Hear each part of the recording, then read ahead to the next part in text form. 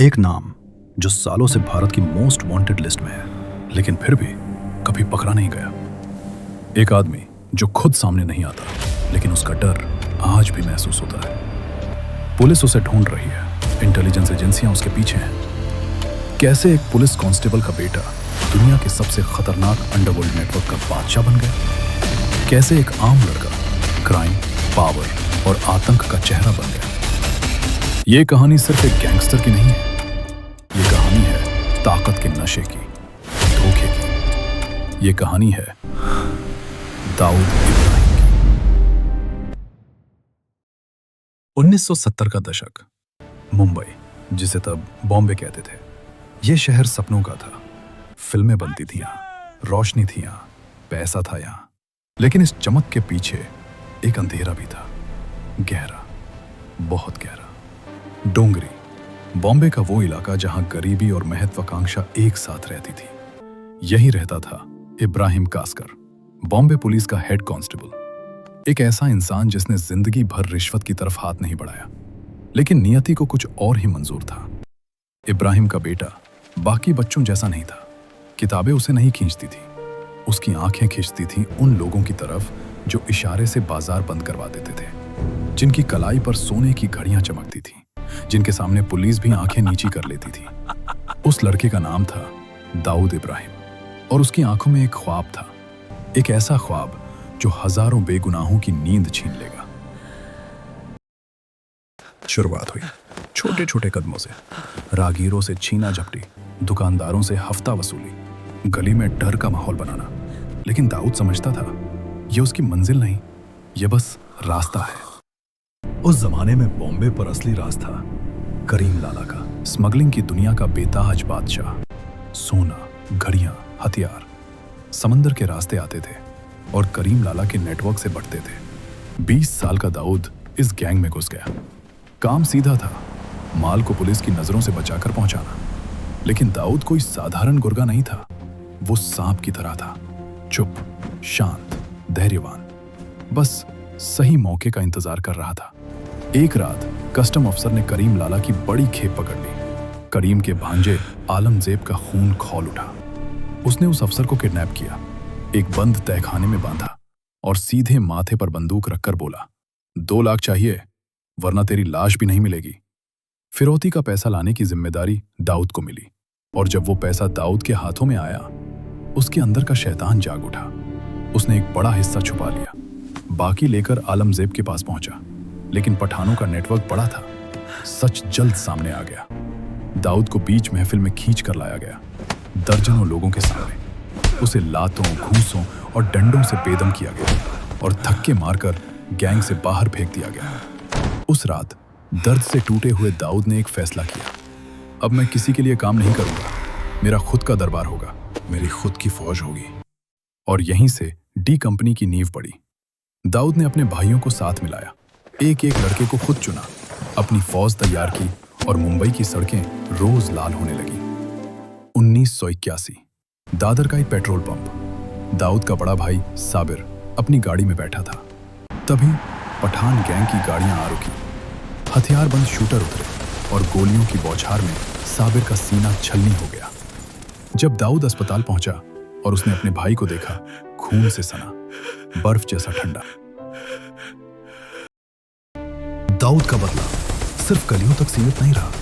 6 सितंबर 1983, मुंबई का session court. Alamzeb का भाई अमीरजादा एक पुराने मुकदमे में कोर्ट में पेश होने वाला था।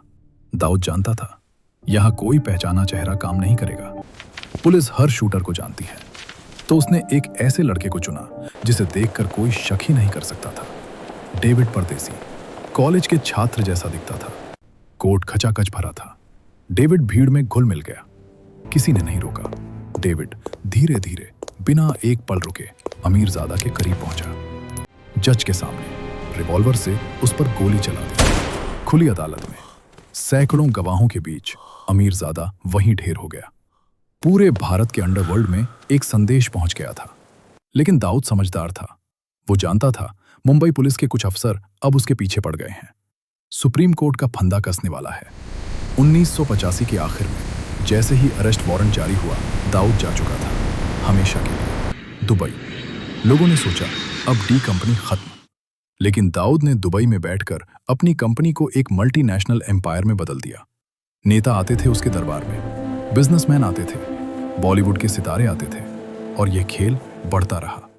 1992 बाबरी मस्जिद ध्वस्त किए जाने के बाद पूरा देश जल रहा था। दंगों की आग, नफरत की लपटें, और इसी आग में पाकिस्तान की खुफिया एजेंसी ISI ने एक मौका देखा। वो दाऊद तक पहुंचे।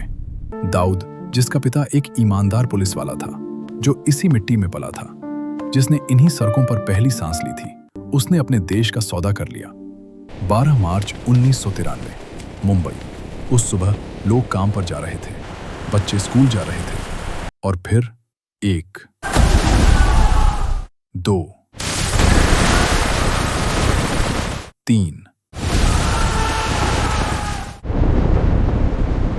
12 धमाके,